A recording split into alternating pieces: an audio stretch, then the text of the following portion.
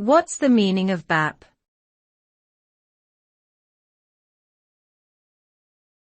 BAP.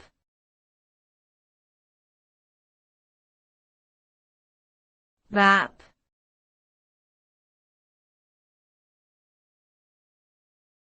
BAP.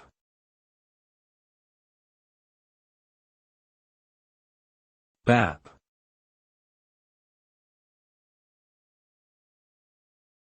The word BAP has several meanings that vary depending on context and cultural background.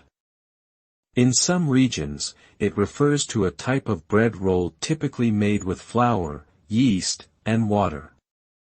This type of bread is often served as part of a meal, such as a sandwich or burger. In other contexts, the word may be used to describe a light tap or poke, as if to get someone's attention. Additionally, BAP can be used as a slang term to refer to a person's head or face. Overall, the meaning of BAP can be quite fluid and dependent on the context in which it is used.